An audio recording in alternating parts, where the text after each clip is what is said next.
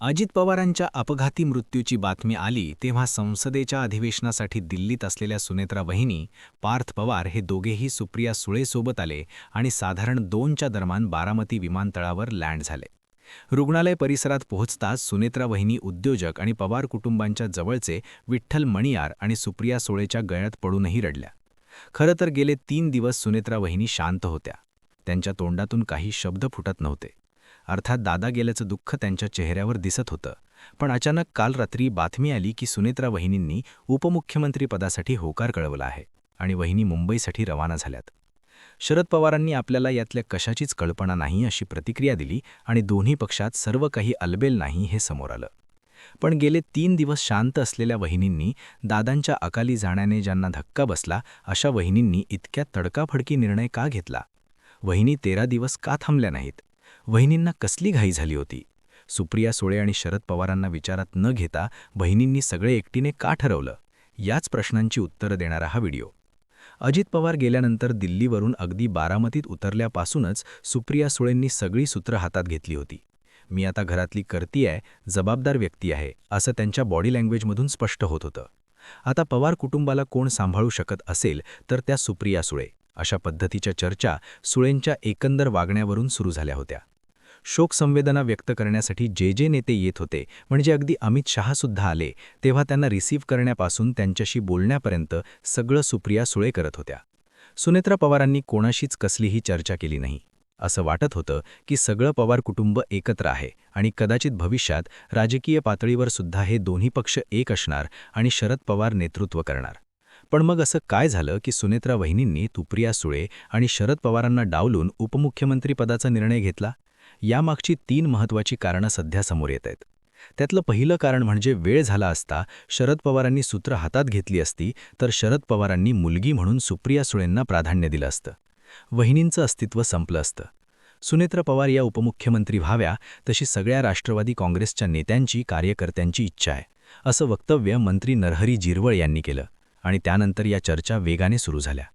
इकडे अजितदादांवर अंत्यसंस्कार झालेच होते आणि तोवरच पक्षाचा कारभारी कोण, दादांची खाती कोणाकडे जाणार याचे तर्कवितर्क चालू झाले. इकडे पटेल तटकऱ्यांनी मुंबईत जात फडणवीसांची चर्चा केली. सुनेत्रा वहिनींनी या सगळ्यांची व्हिडिओ कॉलवर चर्चा केली. इकडे शरद पवारांच्या पक्षाचे नेते विलिनीकरण ठरलेलं 12 तारखेला घोषित होणार होतं. हा सगळा सूर अळवत असताना अजित पवारांच्या पक्षाचे नेते मात्र असं काहीही ठरलं नव्हतं हे सांगत राहिले आणि वहिनीच पक्षाचं नेतृत्व करणार हे सांगत राहिले.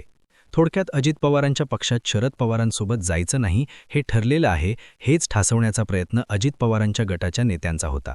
त्यामुळे कुटुंबात चर्चा न करता प्रफुल्ल पटेल आणि सुनील तटकर यांच्या सल्ल्याने सुनेत्रा वहिनींनी थेट उपमुख्यमंत्रीपदाला होकार कळवला. वहिनींनी असं केलं कारण शरद पवारांचा इतिहास. आजवर शरद पवारांनी राज्यात दादा आणि केंद्रात सुप्रिया सुळे अशी विभागणी केली होती. पण जेव्हा जेव्हा अजित पवारांकडे नेतृत्व देण्याचा विचार आला तेव्हा शरद पवार किंवा त्यांच्या आजूबाजूचे लोक तयार झाले नाहीत. पवारांनी अजितदादांना मुख्यमंत्री होऊ दिलं नाही, प्रदेशाध्यक्ष होऊ दिलं नाही, याची सल सुनेत्रा वहिनींच्या मनात कायम आहे. दुसरीकडे वेगळे झाल्यावर सगळे पवार एका बाजूला आणि अजित पवार एकटे एका बाजूला, हे चित्र महाराष्ट्राने पाहिलंय. तसे जेव्हा अजित पवारांनी सुनेत्रा पवारांना बारामती लोकसभेतून सुप्रिया सुळेंच्या विरोधात मैदानात उतरवलं तेव्हा आजवर बहिणीला निवडून दिलं, आता वहिनीला निवडून द्या असा अजित पवारांचा सूर होता. पण दुसरीकडे सुनेत्रा पवार या पवार कुटुंबात बाहेरून आलेल्या आहेत तर सुळे या मूळ पवार आहेत असं म्हणत पवारांनी सुनेत्रा पवारांना विरोध केला होता. त्यावर प्रतिक्रिया देताना सुनेत्रा पवारांच्या डोळ्यात अश्रू तरळले होते. थोडक्यात शरद पवार हे नेहमी सुप्रिया सुळेंना झुकतं माप देणार हे स्पष्ट असल्याने सुनेत्रा पवारांनी कोणत्याही शक्यता न ठेवता, कोणतीही चर्चेची दारं उघडी न ठेवता थेट राजकीय भविष्याचा विचार करून स्वतःच मैदानात उतरण्याचा निर्णय घेतला, तोही लगेच. सुनेत्रा पवारांनी तडकाफडकी निर्णय घेतला कारण पार्थ आणि जय पवार यांचं राजकीय भविष्य. अजित पवारांच्या निधनानंतर 2च दिवसात लगेचच सोशल मीडियावर आता आमचे दादा रोहित दादा, बारामतीचे नेतृत्व आता रोहित दादा करणार अशा पद्धतीच्या पोस्ट चालू झाल्या होत्या. तसंच जर दोन्ही राष्ट्रवादी एकत्र झाल्या तर रोहित पवारांना मंत्रिपदाची संधी मिळणार अशाही चर्चा झाल्या. थोडक्यात दोन्ही राष्ट्रवादी एकत्र झाल्या असत्या तर बॅकफुटला गेलेले रोहित पवार पुन्हा फ्रंटला येणार हे नक्की होतं. आणि दुसरीकडे योगेंद्र पवार यांनी थेट अजितदादांना आव्हान देऊन स्वतःची थोडीशी झलक विधानसभेला दाखवली होती. त्यात शरद पवारांचा ओढा आधीपासूनच या दोन्ही नातवांकडे जास्त असल्याचं दिसून आलं होतं. पार्थ पवारांच्या अनेक भूमिकांशी शरद पवारांनी आधीच फारकत घेतली होती. 2019ला पार्थ पवारांना लोकसभेत उतरवण्याचा निर्णय अजित पवारांनी घेतला, जो शरद पवारांना पटला नव्हता. तसंच पार्थ पवारांनी सुशांत सिंग राजपूत प्रकरणात सीबीआय चौकशीची मागणी केली होती. तेव्हा पार्थ पवाराच्या मताला कवडीची किंमत नाही, असं शरद पवार म्हणाले होते. थोडक्यात जर सुनेत्रा पवारांनी शरद पवारांची चर्चा केली असती, राष्ट्रवादीच्या विलिनीकरणाला होकार दिला असता, त्या थांबल्या असत्या, तर भविष्यात रोहित आणि युगेंद्र याला सेटल करण्यासाठी शरद पवारांनी पुढाकार घेतला असता. पण पार्थ पवारांचे राजकारण धोक्यात आलं असतं आणि तोच नियम जय यांनाही लागू पडला असता.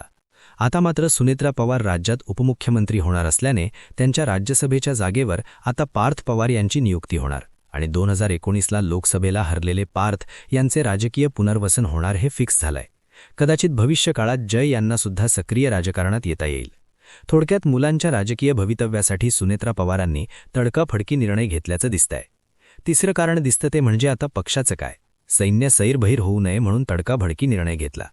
अजित पवार हे पक्षाचे लीडर होते. शरद पवारांपासून वेगळे झालेले नेते हे अजित पवार या एका नावासाठी शरद पवारांना सोडून आले होते. यामध्ये अनेक आमदार नेते असे आहेत ज्यांना अजित पवारांनी अगदी नगरसेवकापासून ते आमदार मंत्रिपदापर्यंत पोहोचवलं होतं. त्यामुळे त्यांची निष्ठा ही अजित पवारांची आहे. त्यामुळे जेव्हा अजित पवारांचे निधन झालं तेव्हा आमचा आता काय होणार असा प्रश्न या नेत्यासमोर उभा राहिला. जर पक्षाला लवकरात लवकर नेतृत्व दिलं नाही तर हे नेते सैरभैर होऊन शिंदेची शिवसेना किंवा भाजपचा पर्याय स्वीकारू शकतात, याची जाणीव सुनेत्रा पवारांना निश्चितच आहे. दुसरीकडे ज्या सुप्रिया सुळे किंवा शरद पवारांचं नेतृत्व नको म्हणून अजितदादांकडे आलो, तेच दोघे आता पक्ष टेकओव्हर करणार असतील तर आम्ही आमचा वेगळा मार्ग निवडू, अशी अनेक आमदारांची भावना होती.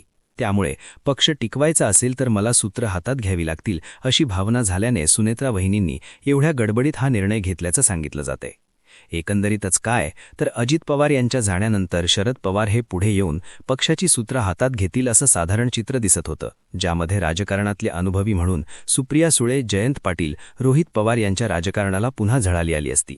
मात्र अनेक नेत्यांचे राजकीय भवितव्य पणाला लागलं असतं. पक्ष अजित पवारांच्या कुटुंबाबाहेर गेला असता.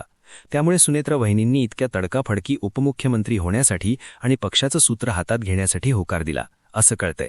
बाकी तुम्हाला काय वाटतं? तुमच्या प्रतिक्रिया आम्हाला कमेंट करून नक्की कळवा आणि अशाच माहितीपूर्ण व्हिडिओसाठी गर्जना मराठी या यूट्यूब चॅनलला सबस्क्राईब करायला विसरू नका.